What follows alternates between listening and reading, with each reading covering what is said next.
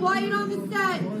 Camera speed. Sound production. Roll sound. Rolling. Sound production. Take 2. Welcome to the I Remember Liking That Movie podcast. Remember those childhood movies you loved?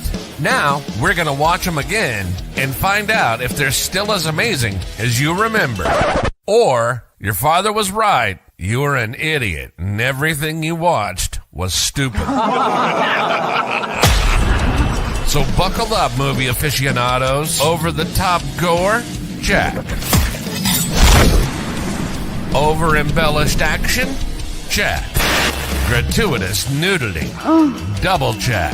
Storylines so absurd you could drive a semi-truck through those plot holes. Oh yeah, some of those movies didn't even know what a movie plot was. And that's the way we liked it. Now, here's your hosts, Anna Santos and Jimmy Coates.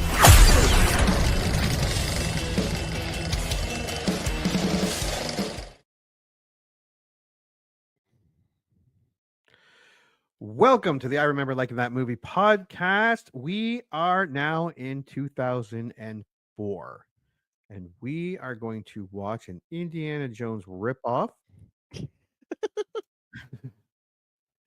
National Treasure, which I remember, if I remember right, because that's what I believe everyone was talking about when it came out.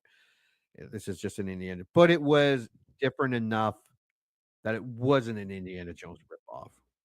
Well, first of all, it was contemporary. Yeah. So he was just a historian, I believe, not an archaeologist. Yeah. It all takes place in the US. So there was no exotic traveling. No. There were still some nefarious villains. Oh, yeah. And there were puzzles and different underground things. And yes. I remember loving this movie. I remember loving it too. I love Nicolas Cage. Say what you want about him. Like, he's done some really bad movies, but even his bad movies, like, you could tell Wicker Man. Yeah. He was trying. Like, he never phones anything in. Look, he is the most serious actor I have ever seen, when really he should be the most unserious. Because God bless, sometimes he does a movie and I'm like, sir, you're really bringing all of the work to this, and you should not. No. But God bless. No. I mean, but he's made some fantastic movies. He's a national treasure, and also so exceptionally weird. I love his obsession with Superman. I think he named his son Kal-El. I believe he did. Yeah. Yeah. And I'm like, that's dedication. But I mean, he's made some of the greatest, like Face Off, Con Air. Oh, The Rock, which I also love, and I'm also afraid to watch again.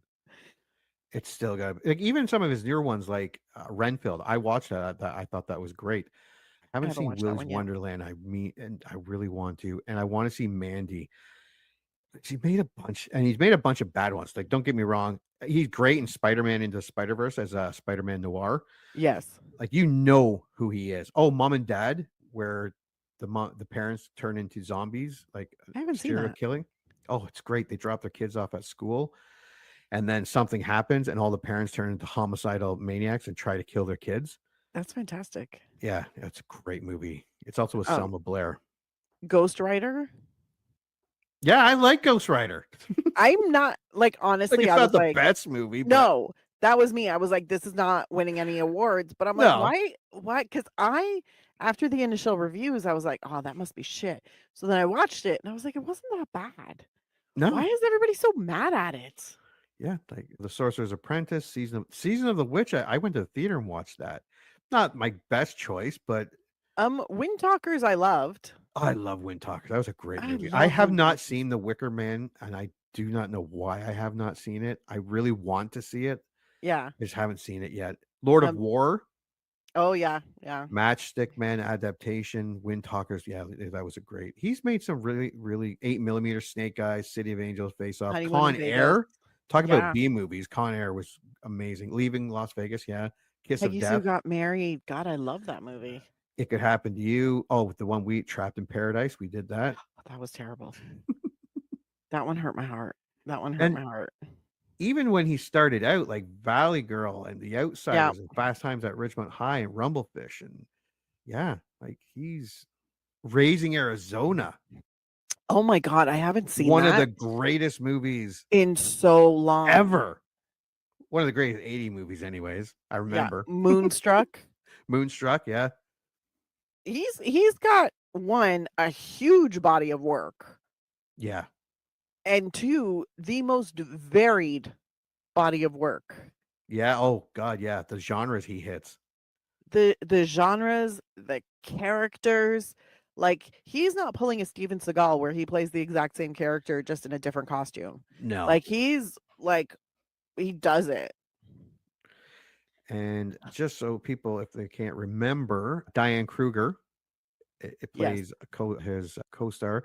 Justin Bartha, you know him to see him. Sean Yes. Bean, Harvey Keitel, oh, the wonderful Jon Voight, Christopher Plummer. Like, there's a lot of people in this movie. Ed I think Harris Helen is Mirren. in it. Yeah, Ed Helen Harris, Mirren Helen is Mirren. in it. Yeah. Like, that's a pretty impressive There are cast. a lot of people in it, and a lot of people that you will recognize, but you don't know their names. Yep. And you'll see them and you'll be like, hey, I know that guy. I've seen a lot of them have guest starred on Supernatural. Yep. Yeah, they must have shot. Where's that shoot in British Columbia? That shoots in Vancouver, yeah. Vancouver, yeah. But it's funny because I'm looking because there's one guy, Mark Pellegrino. He did a stint. He played Lucifer on Supernatural. He's in this movie as one of the. Oh, I like that guy. Yeah. Yeah. He's American born. Don McManus was also American born, but also on Supernatural. He played Sam Hain, aka the Halloween Devil. But yeah, there's a bunch of like people that you're like, I know your face. I've seen your face before. Now, the person who directed this movie is John Turtletub. The fuck? Some butcher. Yeah, Turtletop. Who you would know him from? He did While You Were Sleeping, Phenomenon, The Kid with Bruce Willis, Instinct, National Treasure. He did a couple episodes of Jericho. He also, I think, he produced the entire series of Jericho. And now Disney made a TV show of this without Nicolas Cage in it on Disney. It's a Disney Plus show. I will watch it after National Treasure something, but it's a TV series with a different cast, but along that lines of. I've never seen it. I forgot about it until I looked up this, and then I remembered that's right. Interesting. They did. I don't know how many episodes or seasons they did, but it's, I think, directed by the same person. Yeah. If I'm not, or at least he produced it. So it's got a decent director and it's got a great cast, but I don't remember a lot of the movie. I remember that it had to do with the Constitution. Yeah. There is a lot of American history involved in it. Also, they're being chased, I want to say, by a German. I could be wrong. Fucking Germans. Right? They're always getting stuff they're not supposed to be. Nicolas Cage is named after Benjamin Franklin. I remember that. I just remember, yeah, as you said, Diane Kruger plays his ex. She's married to what's his name from Walking Dead, right? Yes. Oh, Daryl Dixon. That's not his real name. That's not his real name. Wait for it. Norman Reedus. Norman Reedus, right. Yes. They got together. Some say allegedly while she was still with Joshua Jackson. But others say it was after Joshua Jackson. Timeline's a little fuzzy on that one, but she seems very happy with. Yeah, they've been together for quite a while. With Norman Reedus. Yeah, I feel bad for Norman Reedus because every time I look at him, I just assume he smells bad. And it's a thing. I think it's his hair. You're not the only person that said that. Yeah. Like my wife said, he looks so greasy. He looks stale. And it's weird because I still find him very attractive, but I'm like, well, he is in a zombie apocalypse, but then you see him in an interview or another show, and he still has that same like greasy hair. I'm like, dude, you still look musty. Please take a shower, use a little conditioner. It's okay to wash your hair. It's fine. Anyways, that's not the point. The point is, there's a lot of people, I remember quite a bit from them. I remember a lot of running around. Part of it takes place in Philadelphia. they touch on things, I think, like the Illuminati and the Masons, I think, was also included in this. Like, and it's very much like there's a secret history to the US, and it Yeah. has something to do with the Declaration of Independence. Now I'm remembering I liked National Treasure 2, so I'm I wondering how remember much liking that too. I'm getting them mixed up together. Yeah, I was kind of puzzled because I like number 2. I think number 2 did well. Why didn't they make a third one? I can't remember number 2 that much though. Well, what do we think is the budget for this? This is 2004. Oh, this was like 60 million. This was actually 100 million. Jesus Christ. That's a lot of money for 2004. That is That's a a lot. lot of money now. They I mean, must have had not for a Star Wars or an MCU movie, no, like no, no. Marvel, but for a But regular movie. because this would just be considered like an action movie. This was not Yeah. like sci-fi or fantasy. Like this was just, I don't want to say run of the mill. No, This was also probably when Nicolas Cage was getting paid his highest amount. that's true too. He was probably making a Yeah. pretty penny. And I mean, Jon Voight was apparently Harvey Keitel was in this too. Yeah. Christopher Plummer. They all would have been high price tags. I think Ed Harris was getting a pretty decent price tag at this time. Well, I feel let's weird take saying a it that look way, here. Well, it had a sequel, so it did do well. It had a 173 million domestic run oh, and a nice. 174 international run. Ooh. So it made 347 million. Again, we've said this, marketing is not like it is today. I'm sure it did a lot of marketing, but this movie made money. It 100% made money, but I remember they did have quite the publicity tour for it. Yeah, I do. You're right. I remember seeing commercials. I remember because now the internet is an actual thing in 2004. Yeah. Albeit pretty slow compared to today. Very, very basic internet. You were not getting this. You were not getting Google alerts. No. Was Google even a thing in 2004? Or were we still asking Jeeves? When did Google start? Oh, 1998. Yeah. Oh, wait. When was Google first widely used? In the year 2000. 2000. Yeah. So it was there. This was still the time when people were using Bing.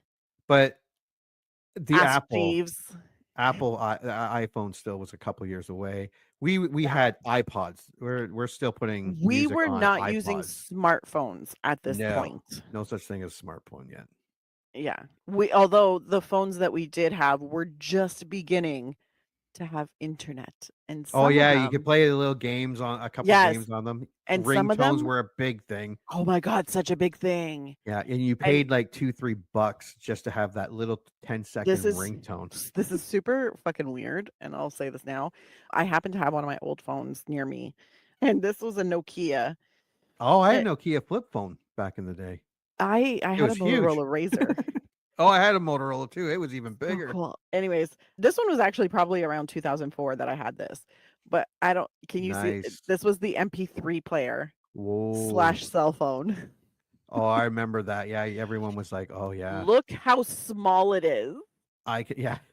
Yeah, look at I wonder how many songs were you able to hold in it? It wasn't not that much. No. Cuz even the like really big like multiple gigabyte iPods were ginormous. Oh god, yeah. My first MP3 player was not an iPod, it was a piece of shit. And correct. It held I think I could get depending on the length 25 to 30 songs, and I thought that was amazing. Honestly, that was all I remember when I finally upgraded because I had a shitty MP3 player, and then I upgraded to the Sony Walkman MP3 player. Mm. And it was so good. I had multiple albums on there. I was downloading all my music, some of it legally, some of it not. Is that website? LimeWire. Was it LimeWire? What's the other one where the guy? Oh, Napster. Napster, yeah. Yeah, I never used Napster. I used LimeWire a lot, but then I also had friends who were bootlegging a lot of CDs. So they would just give me the CD and then I would download all the music. And put it onto my MP3 player. God, this is terrible. Yeah, but I did occasionally buy. It was a lot of work to steal music. It really back was. in the day. Like we earned it. Not like today. Not like today where you just like Google the song and then you can download it. Yeah. And Google remembers the last 500 songs you listened to. So Yep. if your internet Or you goes have out, you have it. Spotify. Oh, yeah. Yeah. Spotify. Yeah. God, these kids these days, they don't know the struggles of trying to get music for free. Yeah. And it's not like you just pushed a button and it was automatically. You had to download it. And that could take, even a song could take a couple hours. Oh my God. Movies So took like a long. day. 100% you started downloading it overnight because you Yeah. knew nobody was going to. Well, no, at this point. Well, I think we were still dial up at this point. Yeah, you probably could. I'm It was pretty sure you phasing could out. get, but it was expensive. Yeah. God. Yeah. Anyways, so National Treasure. National Treasure. Okay, so it was released on March 19th, 2005. Mm-hmm. And it opened at number 1. I want the weekend, please. Thank you. With $35 million. The next week, it opened at number 1 again, but it was the Thanksgiving Day weekend. And it opened with 45 million on second weekend. Makes so it sense. kept going up. Then 39 million. Then 32. This movie that's really good. That's amazing. It's 35, steady. 45, 39, 32. Jesus. That's pretty good. It started to drop around Christmas. its 6. Yeah. Around Christmas. Exactly. Yeah. December 24th. Yeah. It fell off to 11th place, but it made all its money. Yeah. What else was it? Beat out Incredibles, Christmas with the Cranks, The Polar Express, SpongeBob SquarePants, the first movie, Alexander, Bridget Jones, The Edge of Reason. That would be number 2, right? I think so. Finding Neverland, and Ray and After Sunset. Yeah. So it did all right. Yeah. All right. What do we think on Rotten Tomatoes? I'm pretty sure it got good reviews. I don't think it did. Oh no? Okay. I don't think it did. I have a feeling everybody hated it. Not hated it, but I think they were like, ugh, this is boring. More of the same. Like mindless, nonsensical action. All right. Let's take a look. Which Here is we my are. favorite. Oh, you're right. 177 reviews, comes in at 46%. That's horrible. That's terrible. But 250,000 audience popcorn meters comes in at 76%. So that makes a lot of sense. Yeah, audiences loved it. Critics were split. More I think didn't it's like it. Objectively like not a smart movie, and it's not a cohesive movie. Yeah. But it is a fun movie. Yeah, and usually when you go to the movie, that's all you want. I want to be entertained. Yeah. Now, whether that entertainment is intelligent Smart. or deep or emotional, that's a different story. But I'm like, as long as I'm entertained, I don't give a fuck if there are plot holes. Yeah, as long as it's fun. Yeah. Sometimes those plot holes are fun. Sometimes the plot holes, I'm like, I don't need it explained. Occasionally, I need the plot hole explained because I'm like, look, guys, if you're trying to take me from point A to point B and there's a big, giant, like sinkhole of a plot hole in the middle of it, we've got a problem. But I mean, if they're little tiny ones that you can kind of logic your way out of, yeah, it's fine. All right, so National Treasure is an Anna pick. It is. So you can do the good ones and I will do the bad ones. You may start. Fire up the grill and enjoy a little Cage Madness mashed together with some over-the-top Jerry Bruckheimer action. That's from Jason Delgado at Film Threat. Original score, 7 out of 10. It is, for all its moments, a quintessential Bruckheimer project. A big movie that... Is it a Bruckheimer?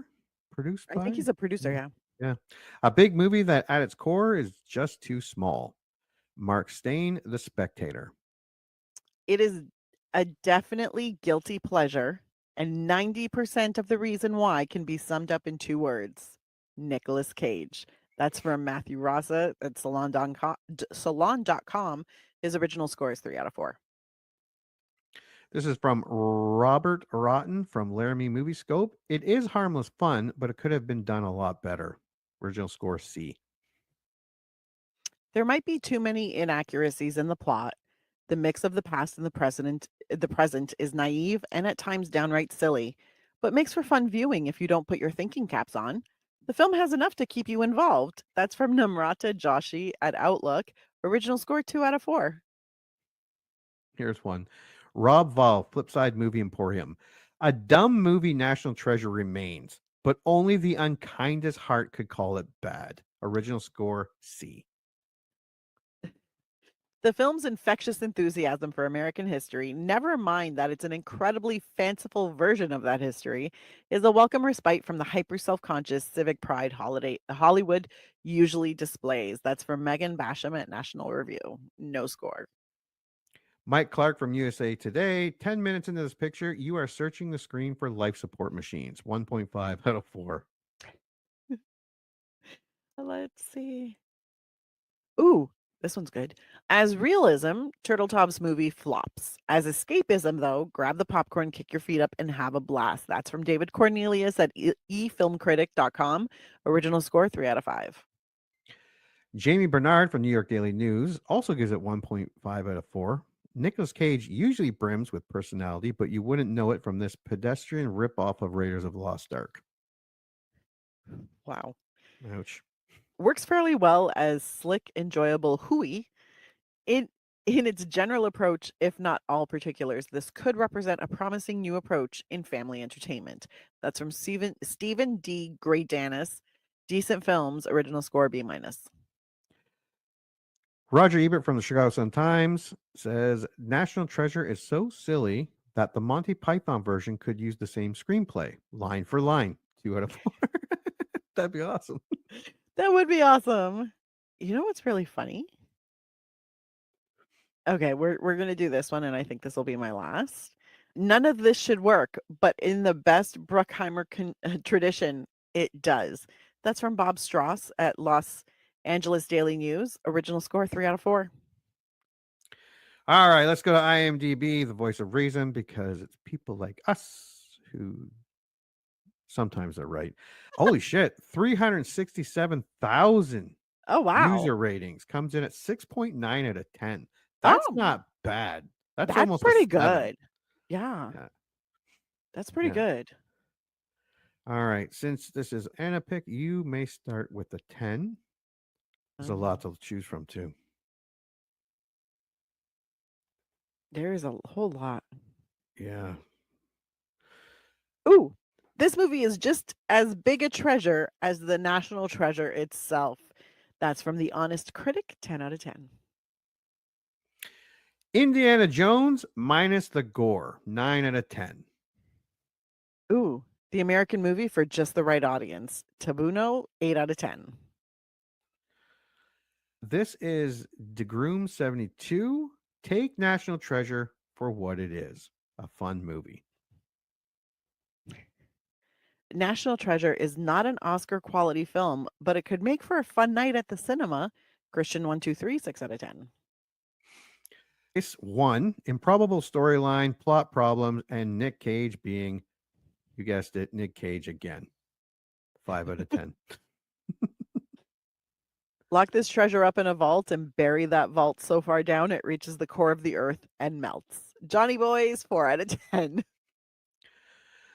Movie Man 200 says hopeless, hapless, and convoluted thriller that goes nowhere fast. 3 out of 10. Oh, this is funny. Nicolas Cage has gone back to making lousy movies, apparently. Burkhart 3, 2 out of 10. Let's see. So this guy was disgusted by this picture. Cookie cutter. Wow. I'm hungry. I want to stop watching. Wow. Jesus Christ. Propaganda film for the brainless. H. Murphy 2000, 1 out of 10. All right. Hold on. Can we throw in another 1 out of 10? Because I found this. Are we there yet? I'm hungry. This car smells weird. Film critic, 1 out of 10. All right. Let's take a look before we watch the trailer. Oops.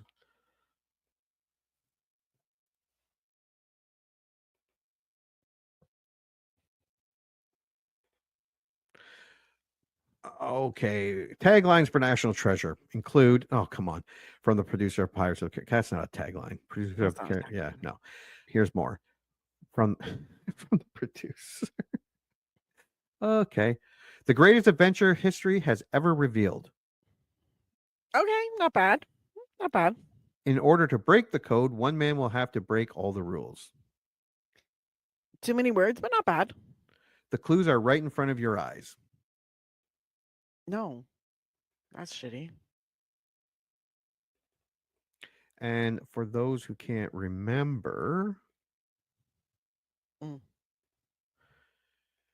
actually, great poster. It just has Nicolas Cage up top there.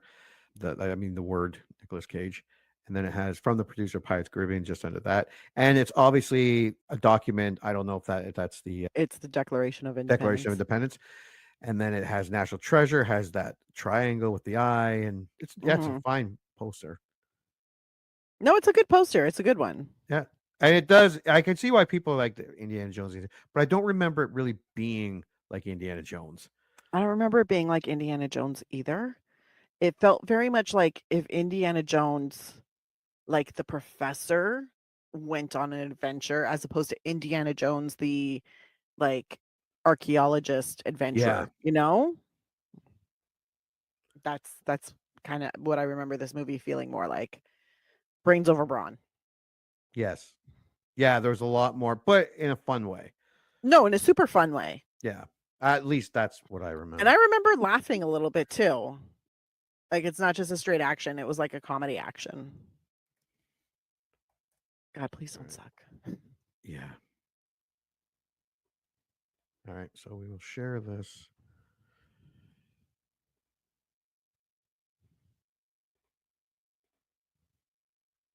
And we will watch the trailer and then make our prediction.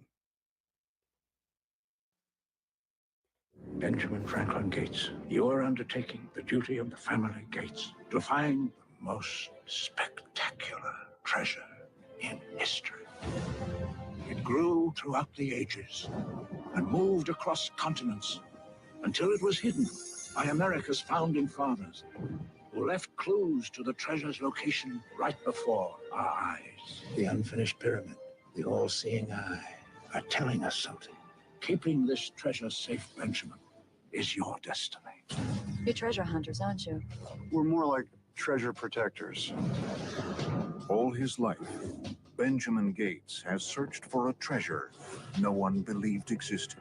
Don't you get it, Ben? The treasure is a myth. Dad, I refuse to believe that. But what he thought was the final clue 108 years of searching and I'm 3 feet away. is only the beginning. The Declaration of Independence. You think there is a treasure map on the back of the Declaration of Independence? The map is invisible. Oh, Why would we make this up? where's your proof? We don't have it. Wiley, get down! Did Bigfoot take it? Word about the map is bound to get out. Ian's gonna try to steal it. 90 seconds. The only way to protect the Declaration is to steal it. What? I'm gonna steal the Declaration of Independence. Ben? From producer Jerry Bruckheimer and director John Turteltaub. It is surrounded by guards and video monitors and little kids on their 8th grade field trip. He will go to prison. You know that, right? Yeah, probably. Okay, go! Get out of there. Get out of there now. He's got the bloody map. The clues of 10 generations There's more to the riddle. will reveal a mystery 20 centuries in the making. Who wants to go down the creepy tunnel inside the tomb first? Tell me what the next clue is. What do you see? Nicolas Cage.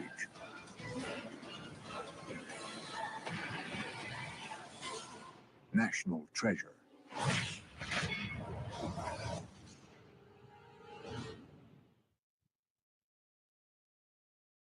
Ooh. That looks cheesy as fuck. I'm into Yeah. it. Good trailer, though. Like, it really did. It hit all the marks. Yep. I think I went to the theater and watched this. I'm trying to remember if I did. I think I did. It's. Definitely rented it. I think I rented it after the fact. Yeah, I think I really like this movie. So I'm gonna be pissed if I. I Now I'm wondering though remember why I haven't seen it. Because when's the last time you saw this, roughly? it has been at least maybe 15 years. And that's why I chose it. Because I'm like, Yeah. I remember loving this movie and watching it whenever it came on TV. I remember renting it. Like, it was one of those where I was like, ooh, National Treasure. But I haven't watched it in so long. And I'm like, but why? Yeah. So now we're going to find out together Yeah, why I I think have it's not been seen about it in like 15 years. yeah 15 years for me too. Yeah. I think it does look cheesy. I will Oh, agree yeah. with that. Yeah, but it does look fun. It looks so fun. And I see where the $100 million, like you had like the Civil War, the American Revolution, you had the Crusaders, the ships. And Jerry Bruckheimer, it spares no expense. So true. He loves putting money into Good his movie, films. bad movie, doesn't matter. He'll all of them cost a fortune. That's true. He's like, just throw money at it. It'll make it better. You're like, no, sir. No, Yeah. it will not. We'll spend more money in post. We'll fix that right up. All right. Well, we are going to go watch National Treasure from 2004. And when we come back, we are going to review it. Let's all go to the lobby. Let's all go to the lobby. Let's all go to the lobby to get ourselves a treat.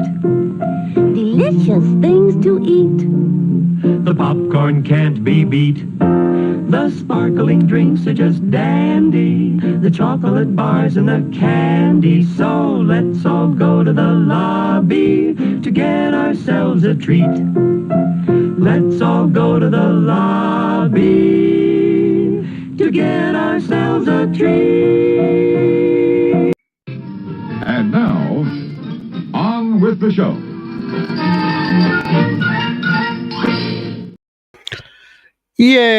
Yay! Welcome back. Did you watch National Treasure 2004? I hope so.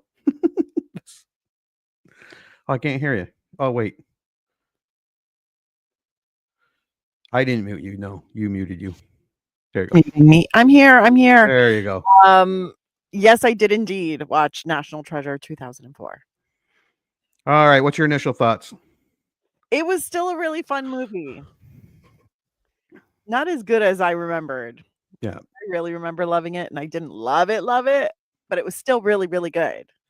Yeah. It was definitely not an Indiana Jones rip. Oh. I don't know why I keep thinking that. Maybe second one's more. Well, I don't know. But yeah, it was not. I mean, there were slight similarities of trying to find treasure a bit, but that's where it ended. Yeah, this was more of a like cerebral Indiana Jones. It's one of the comments said that it's more nowadays. It's more like it's watching people doing an escape room. Honestly, yeah. Especially if you go to the really good escape rooms. Yeah. Not the ones around my place, which is usually a Walmart. I've been wanting to do the one at Casa Loma. They had one that Walmart, was like you have to get out. That's my escape room. That's everybody's escape room. Get me the fuck out of here. Yeah, Casa Loma one. That's in Toronto, Canada. That's the big castle. It is in the name, castle, but it was not built by like a lord or a lady or royalty of any kind. It was built by a businessman who ran out of money. He made it for his wife. Then his wife died like a couple years after it was built. And then he went broke. And now it's a lovely museum, like tourist attraction. You can also have your wedding there. There's a restaurant there that's very highly rated. I've heard. I can't afford it. But apparently they have an escape room, I think in the basement. And it's based on like the Second World War and like code breaking and things. I don't know if it's still running, but I was like, God damn, that would be a great escape room to do. Yeah, good setting. Right? No, this movie was it was fine. It was fun. The only gripe I had about this movie was like the in your face trying to have that romantic chemistry. Oh, there was none. Every adventure movie has action. That's why they're like almost the perfect movie. It's action, tense, like thriller, mystery, tense moments, and little bit of comedy, a little bit of romance, but they were trying to just start, like, as soon as they met, they were trying to like jam this romance together, and it didn't. That's the only complaint I had. It's like they were blowing together on the Declaration of Independence, and I'm like, oh fuck, blow me. Yeah. Kids don't blow him. No, it's Justin Bartha probably had the most funny. You could tell the lines that Nicolas Cage had that were supposed to be funny. Yeah. But we're not. Yeah. They were totally trying to, like, the simple fact is Nicolas Cage and Diane Kruger had no chemistry. No. Like, none whatsoever. Diane Kruger had more chemistry with Justin Bartha than any. And they almost looked better together. Because they meshed. Yeah. They meshed. And they had great chemistry. And she even had great chemistry with, the creepy guy. Oh, God, what was his name? Dr. Tennant? Heller? Herbert. Yeah. Herbert. She had more chemistry with him than with Nicolas Cage. So the romance, I just kind of dismissed it. I didn't even think about it. Now, was Ed Harris in this? No, I don't think so. I thought he was. And I'm like, where'd Ed Harris go? I saw Harvey Keitel and Christopher Plummer. Yeah. And I saw Mark Pellegrino looking super young. I was like, the wonderful Jon Voight. But yeah, no Ed Harris. I thought Ed Harris, we said it was in the. He's listed. Is he? Yeah, I thought. Oh, that's what I thought. As Mitch Wilkinson. What the fuck was that? I don't remember seeing Mitch Wilkinson. Did we miss him completely? Maybe he got cut. Maybe. Yeah. But yeah, overall, it's a very easy family movie.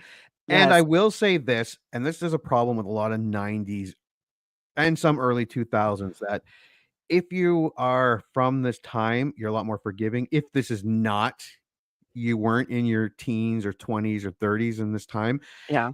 At least there was computers. At least there were some cell phones. Yes. Times, like if you watch Indiana Jones, it tells you right away, look, morons, this is 1936. And it says it right there on the screen. So you're like, oh, it's 1936. But some movies don't, and it takes you out like, why don't they just use their cell phones? And you're like, oh, they didn't have fucking cell phones, or yes, they didn't have iPhones. But at least there was some relative technology here, because it really used technology a lot. Yes, they had the internet. But yeah, they had the internet. They had their flip phones.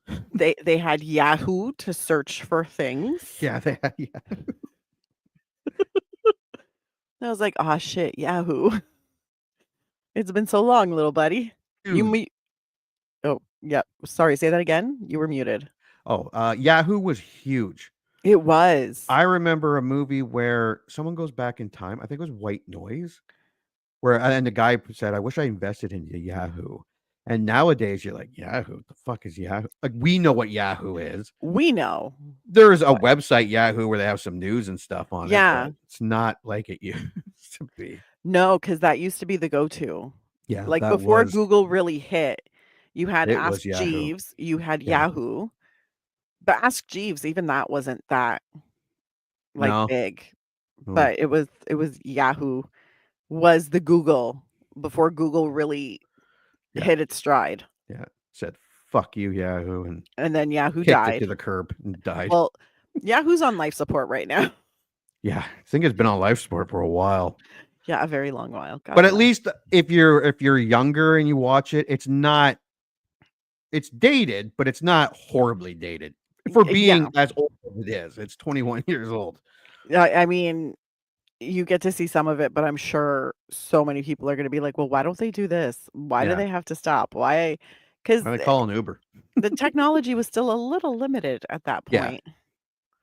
I saw exactly where the $100 million went. It was a lot of it was filmed in a amusement park or some sort of park where they recreated this for historical. It's like a historical place where you can go. Yeah. One of those called like an outdoor museum. But a lot of it was filmed where it said it was. That would have cost a pretty penny. Yeah, because you're talking New York, Boston, you're all over DC. And and then of course we said this earlier, the revolution, the ships, like the pyramids, the Romans. There was a lot. Jerry Bruckheimer didn't fuck around. No, not even a little bit. God bless. I mean, he's like, should we just talk about it in the movie? And he's like, no, we'll fucking film it. Really? Well, I mean, if you really think about it, you're going down to like basically downtown Philadelphia or Center City, as they like to call it. You have to block off streets for the filming. You are taking over museums for the day, maybe 2, to film scenes. And it's when you think about the cost of that and the the negotiations that have to happen, and I'm like, it probably would have just been cheaper to like build your own sets, to be perfectly honest. And when the grandfather's explaining everything to the kid, usually if any other producer would have been like, well, we'll hear sounds in the background as he's telling him. And Bruckheimer's like, no, we won't. We'll fucking build those sets and we'll film it. We'll film Romans and Egyptians. They really went. I'm like, for those scenes alone, because it wasn't just like you see a couple Knights Templar with like a faded or a blurred out background and them carrying a trunk. You don't see that. You see the full, like, and you're like, what the fuck? Yeah. This is ridiculous. All right. Well, let's go through this movie. All right. National Treasure. What's the plot look like? Oh, it's not bad. All right. 2004. Benjamin Franklin Gates. That would be our main character, is an American historian, cryptographer, and treasure hunter. When Ben was young, his grandfather John told him a story about a fabled treasure hidden in America passed down from ancient times to the Knights Templar, Founding Fathers, and Freemasons. In 1832, Charles Carroll passed on a secret clue to their ancestor and could lead anyone to the treasure with the phrase, "The secret lies with Charlotte." Mm-hmm. While the story convinces Ben, his skeptical father, Patrick, dismisses it as nonsense. Yeah, his dad storms in the room and says, stop talking to this crazy bastard. Let's go. We're going home. Say goodbye to Grandpa. And we later learn, because he also spent a couple decades. Yeah, a couple decades looking for that treasure himself. So basically, like, God bless Christopher Plummer. It was nice to see him also looking so young. I was like, oh, Christopher Plummer. And in a grandfather role. Usually he plays like some mean businessman, or this is true. He plays an incredible douchebag. Yeah, but in this one he was a heartwarming grandpa. Yeah, telling wonderful stories about a treasure and a secret and a note, and you know how ignore your father and keep hunting for the treasure. Yeah, but it was a good introduction to who everybody is and what their history is, and it told the whole history and plot of the movie and what was coming up. It basically told you exactly what, like, hey, so this is it, and we're the keepers of the treasure, and you know we always are looking for it, and that was it. And you're like, okay, great. So now we know why Benjamin Franklin Gates cares so much about this treasure, or why he's going to go looking for it. Yeah.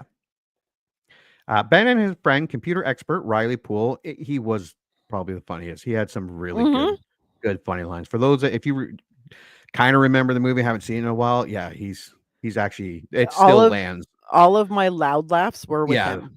Yeah, it still lands. He's pretty good. Head an expedition financed by wealthy Englishman Ian Howe to find the Charlotte. This is Sean Bean, who's always awesome, good or bad. Yeah, true. Revealed to be a ship lost in the Arctic. Within the ship, they find the Meerschaum pipe. Oh, yeah. If I'm pronouncing it right, whose engravings reveal the next clue is on the Declaration of Independence. And that's what his dad was saying to him. It's just clue after clue after clue. I'm like, well, they're not going to make it fucking easy. It's not like you get one map and it's an I love it how he's like, oh yeah, and then it leads to another clue, and then it leads to another clue, and they're like, and I wanted to kind of scream out loud, and I'm like, why has nobody in this movie said this? Even like, I'm like, they didn't want to make it easy. Yeah. It wasn't supposed to be a quick search. Yeah. It's not like all the British were hooked on phonics and going, duh. They had some smart people, so they had to make it hard. And very American centric. Yeah. And that was another point that I really appreciated the history of that, because I was like, man, they're really keeping it to like American stuff so that And actually, if you watch it, you're also learning something. There is a lot of history in this movie. Like they are, and some of it, like the treasure hunting stuff that is made up and stuff like that. But a lot of what they were saying was a lot of historical fact. It was so you're enjoying a movie and you're learning something.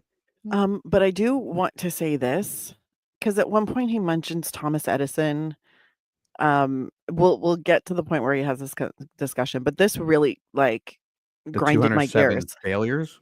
The 200 failures. That's awesome. Of making the filament. Not failures. No, they're not failures. 207 ways to not do it. To not make a light bulb. Yeah, cool. you know why it took him 200 and some odd, like 207 attempts? Because he didn't invent the filament that he ended up using in the light bulb.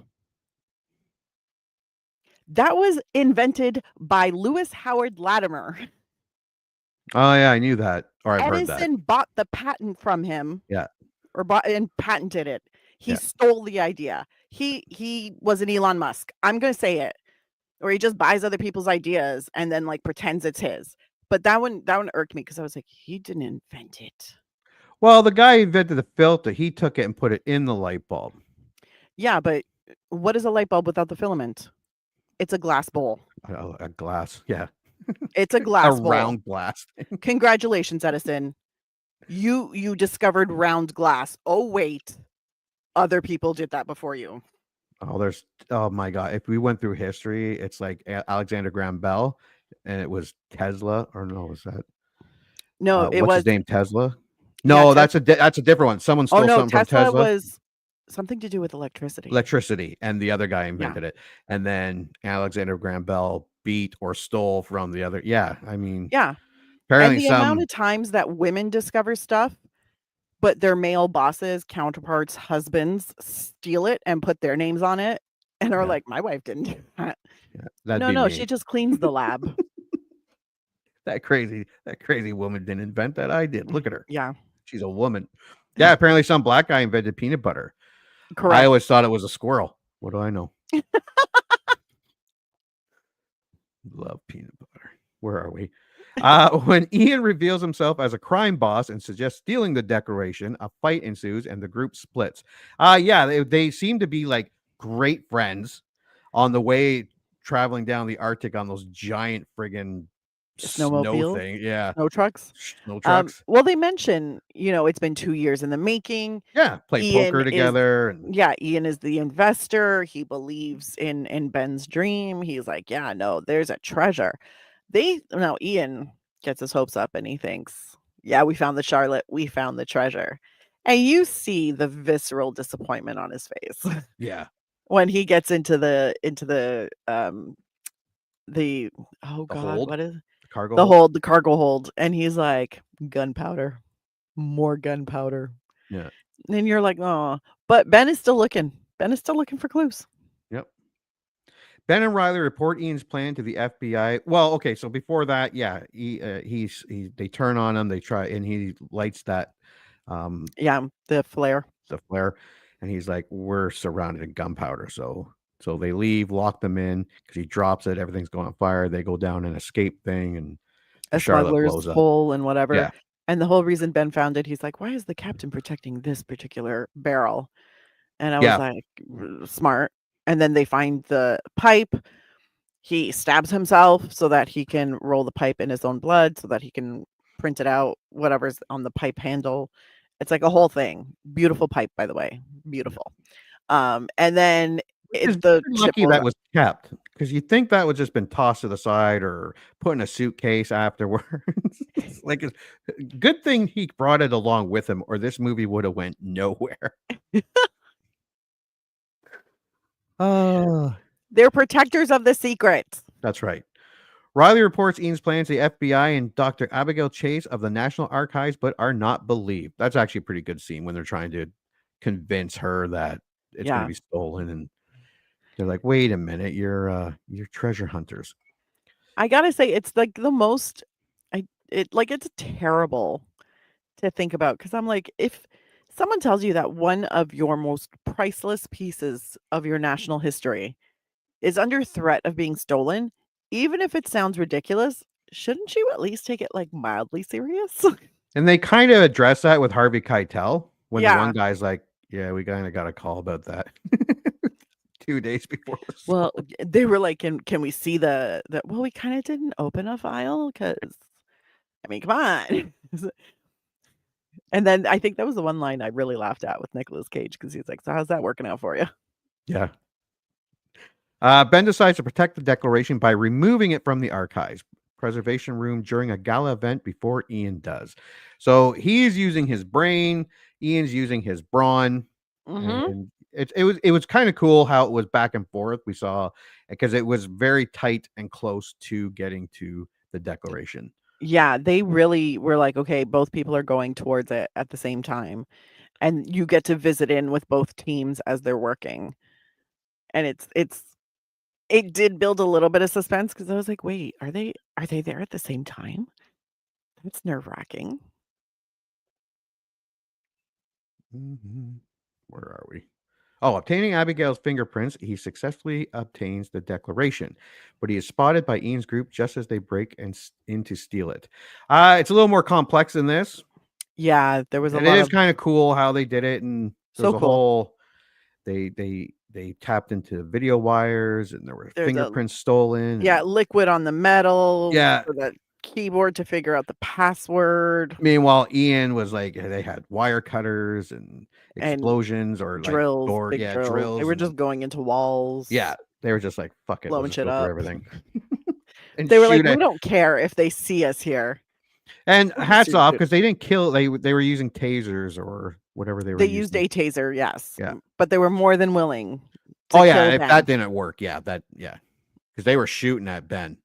Oh yeah, real bullets, and he was using the bulletproof glass in front of the Declaration. He was using that to shield himself. Smart move. Yeah, it wasn't like I kind of get why the reviewers didn't like it, but I mean, it was a PG family. For a PG family movie, it's very smart. And you don't want a very complex friggin' movie. If you want a family film to make money on weekends, which this did. So they were right and you were wrong, idiots. Ben tries to leave via the gift shop, but has to pay for the Declaration when the cashier mistakes it for a souvenir copy. Suspecting something amiss, Abigail confronts Ben and takes back the document. Ian promptly kidnaps her, but Ben and Riley rescue Abigail. Knowing that wasn't the actual real document, I would have left her. I'd be like, there is no sexual chemistry between us. You're on your own. Yes, but in the movie, there is. But also remember, Ben Gates in this movie is the ultimate do-gooder. Yes, because I thought the other guy was going to say something like, we almost got killed. Yeah. And she didn't even have the document. Are you out of your mind? But they're like, no, we can't leave them. We can't leave her. We can't. Like, it's a whole thing. And then he just pops out and he's like, oh, yeah, I know the real one's here. Don't worry. Yeah, if I rescue her, I am so getting laid. Ian prompts That's what you think. Ben and Riley rescue Abigail, tracking Ian by leaving behind a souvenir copy of the Declaration. The FBI, led by Special Agent Peter Sadusky, begins tracking Ben. Going to Patrick's house, the trio studies the Declaration of that's the dad. Patrick is his dad, yeah. Yeah. And they discuss this. They're like, the FBI already knows. They had a whole thing set up at his house, and he was like, we cannot go back. They're going to be there very shortly. So off to dad's they go. Because they realized they needed the letters that Benjamin Franklin wrote under a pseudonym into a newspaper. So they were like, okay, we need the letters. My dad has them. Let's go there. And then the dad's like, whoops, gave them to a museum. Yeah, my bad. And he was like, oh, shit. We really actually have to touch the back of the thing. And they roll it out and over garbage bags on a table and get Q-tips and some lemon juice. And they go to town. And this is where they have the let's breathe on it at the same time and try and make it look romantic. Yeah, that's what I mean. That was just weird. Yeah. It was an odd one. It was an odd moment, but God bless. Yeah. The message refers to Benjamin Franklin's silence do-good letters. Patrick formerly owned them, but donated them to the Franklin Institute, paying a schoolboy to view the letters and decipher the code for them. Ben, Riley, and Abigail discover the message pointing to the bell tower of the Independence Hall. Yeah, the kid was going back and forth for, I think, $1 per run. $1 for every 4 letters. And Ian's watching this kid come back and forth. He's like, wait a minute. Something's going on here. Ian's like, where's the kid running? He just looked at the letters and ran. Pursued by Ian, they find a brick containing a pair of spectacles with multiple colored lenses, which, when used to read the back of the Declaration, reveal a clue pointing to Trinity Church. Ian's associates chase the trio through Philadelphia, until the FBI arrests Ben. So they finally do get Ben. Yeah, this movie is not globe-trotting like Indiana Jones and some other movies, but it is all over the place. Like, they're traveling everywhere. And it looks like they shot it on location. Yeah, they start in DC, and you get a lot of really great shots of like the National the cinematography Archives, was very the nice. Lincoln Memorial, the Washington Monument, like really great shots. Then they go to Philadelphia, and you see everything that's there, which is so fun. And then there was somewhere else they went before they went to New York. I don't remember where it was. But anyways, where was that? Yeah, there was one other stop. Yeah. But anyways, it was really good. And I like that. I like that they were like, and here's all the history. Yeah. FBI arrests Ben. Abigail and Riley lose the Declaration to Ian, but Abigail convinces Ian to help them rescue Ben in exchange for the next clue. Ian agrees, contacts the FBI, and arranges a meeting at the USS Intrepid, where they help Ben evade the FBI. Before this, I do like the scene where the FBI break into the dad's house, and he's taped to the chair. And he's like, oh, they came in and taped me to the chair. They come out and they're like, he has a car what was it? A Cadillac. A Cadillac, but it's gone. And he's like, Yeah. oh, and they stole my car. And it was the way he said, Jon Voight, God bless him. Yeah. Because it was like, they tied me to a chair. And it just kind of waits. And then it's like, and they stole my car. Ian returns the Declaration and asks for the next clue, but when Ben remains coy, Ian reveals he has taken Patrick hostage. They travel to the Trinity Church, where they find an underground passage that appears to lead to a dead end lit by a lone lantern. This is about as Indiana Jones as this movie gets. Correct. Yeah, and that's it. And it's not a bad thing. It's just my thought on it being they make their way through a mausoleum. Yeah. And they make their way through a slot for a body. There's a body there too, which is nice. Oh yeah, that falls. Some of the henchmen had a couple of good lines. They did. Yeah. There were a few. There were a few moments. This was not a laugh out loud movie, but it had some funny lines. It did have some funny lines. Yeah. Ian really solidifies his villain position. Because I think at one point I made the note, I'm like, God, I really hate this guy. Because he seems to have like zero scruples, and he always goes to like the most extreme. Yeah, because even when he looked almost relieved when he found out Ben was still alive. Yeah. And he's like, oh, and that jump, that was a dangerous jump, and da-da-da-da. And then when it comes to it, he's like, oh, I'll just fucking kill all you. It's like, well, that's a big turn. Like, that's his favorite thing. And they're like, well, also when he's giving him the clue about Trinity Church, I think it was, that's when he shows like, oh, no, you can only do that if you hold all the cards. And then that's when you see Ben's dad is in the car. And you're just like, God, really? You're going to take his dad? Like, it's not enough? You're threatening to shoot him every 30 seconds? Yeah. You're not as nice as you appear. No. You're very polite as a British person, but you're so still polite. A douche. Very good manners. Very good manners, but still a douchebag, yes. Patch, because he's saying that the lantern, there's nothing there, but Patrick claims it's a reference to a midnight ride of Paul Revere, pointing Ian to the Old North Church in Boston, a claim that Ben supports. Ian traps the group in the chamber and leaves for Boston, after which Ben and Patrick reveal it was a false clue to get him out of the way. Yeah, and he's just like, well, see us. And they're like, you can't leave us down there. I'm like, oh, yeah, I can. Well, they find this great big rickety vault. Half of them almost die trying to get to the bottom because obviously wood rot. So they're trying to make it down. They make it down to this thing. Dad, Patrick, gives the full clue to make it look like Ben's not giving them the full clue. And then Patrick like steps up and Ben's like, no, what are you doing? Gives them the full clue, sends them off to Boston. And then they just get on their little rickety platform elevator thing and they're like, peace out, guys. Yeah. They're like, how are we supposed to get out of here? What? Not my problem. Die down here. Thanks. Having anticipated the fact that they would betray them, Ben then finds a notch that the meerschaum pipe fits into. That's what I was saying. Good thing that was brought. Mm-hmm. Opening a large chamber containing the treasure with a staircase to the surface. Ben meets up with Sadusky. There's a lot of treasure. Like at first you're like, oh, it's okay.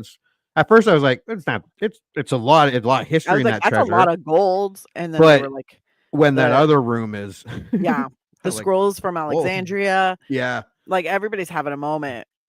Justin Barth is like, big, tall, blue-green guy with a very interesting goatee.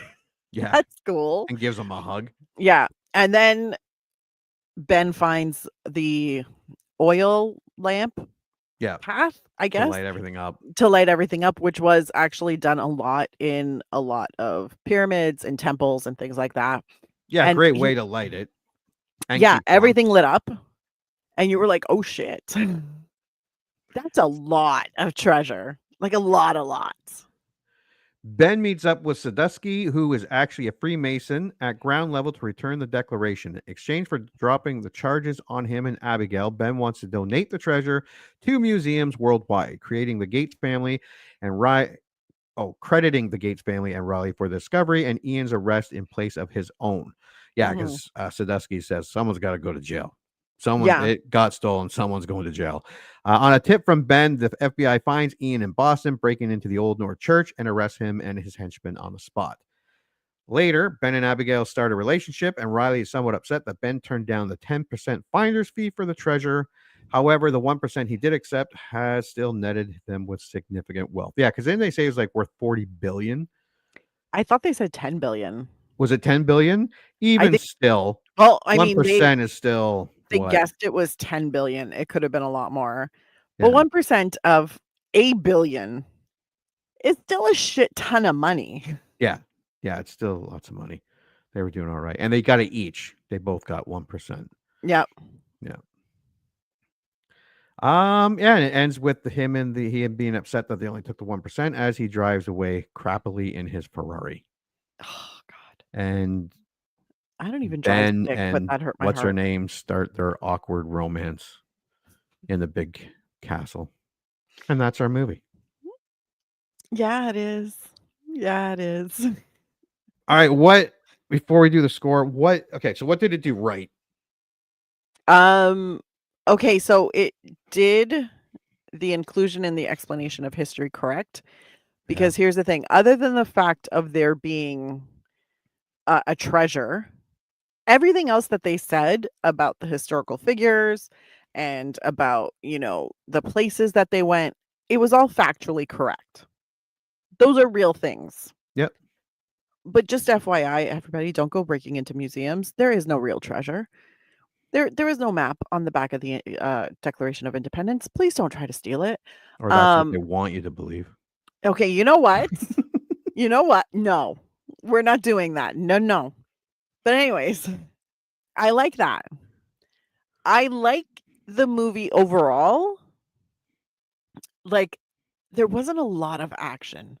No, not a ton. There were a few tense moments, and that's why I say it was kind of more of a cerebral Indiana Jones. Yeah. Because it wasn't rushing and fighting and, very complicated, conflicts. It was a very straightforward, we're going on a treasure hunt. It was a really good treasure hunt. Yeah. And as I was watching it, I thought, oh, this would be really fun for kids too. And also the way that they talked about the Constitution and the Declaration of Independence. I feel like some current members of the American government should probably watch this movie to get a refresher on, what the role of the government should be.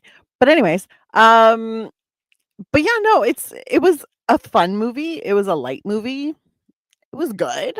Yeah, it was paced well. It didn't feel like 2 hours. No, it did not. No, That's it and that's a felt good quicker. thing. Yeah. So I give them extra points for that. It was All right. entertaining. Yeah. So what's your overall score? If you had to if you had to grade it out of 10, sits at a 6.7 on IMDb. So if we do an IMDb score, Honestly, I'd probably give it about a 7. A 6 or a 7. Yeah. I'm gonna go 6.5. 6.5 out of 7. And that's why I think it's definitely like a rent it. And I was just about to say, is it worth buying, renting? No, I streaming, wouldn't buy skipping? this. I wouldn't buy this. And I think it's worth more than just a stream. I think it's something it's a fun movie that isn't too scandalous, so you can watch it as a family. It does Yeah. have some moments where you laugh. Yep. And a treasure hunt is always a good time. I don't care who you are. I love a good treasure hunt. So yeah, I think it's good. It's not as good as I remember it. I remember absolutely being in love with this movie, and I'm not in love with it anymore. I No. feel like I just broke up with like my high school boyfriend. This hurts my heart a little bit. I would probably, where you're 6.57, I would probably give it a hard 6.5. Yeah. And it's if you remember liking this and you have Disney Plus, it's a no-brainer. Yeah. To watch it. I wouldn't buy it. Like even with making ofs or commentary, there's nothing that really grabbed me. Like Streets of Fire. I want to know what the fuck they were thinking when they did that movie. 100%. Like Saved or Drop Dead Gorgeous. I would love to listen to the commentary of the actors and what they went through. This movie doesn't have that for me. But if you don't have Disney Plus and you're looking for a fun family adventure movie, yeah, it's definitely worth a rental. It's like $5. Yeah, absolutely. Totally worth $5 for 2 solid hours that don't feel like 2 hours. Yeah. Which is so important. Yeah. No, it's fun. And if you remember liking, hope your kids might like it. Yeah. No, it's definitely worth a rental. Yep. Yeah. Would I watch it again? Yeah, down the road I would. Because I have Disney Plus. Yes. And then that's going on. It stays on there like that. And probably to watch number 2 again. I actually, it's kind of made me want to watch the second one. Me too. I did enjoy this movie. So I almost watched the second one right after I watched the first one because I was like, well, now I want to watch the second. Did you watch the TV show? No, not yet. Because I wanted to get through this movie. But then it was so funny because I finished this one and then I was like, okay, do I have enough time? Before I was like, oh no, it's cutting it way too close because it's another 2-hour movie. So I'm like, okay, you know what? Afterwards or tomorrow, I'm gonna watch that and then I'm gonna watch the series. Yeah. Because I love a good like redemption arc. They told us we were crazy, but no, there really is a treasure.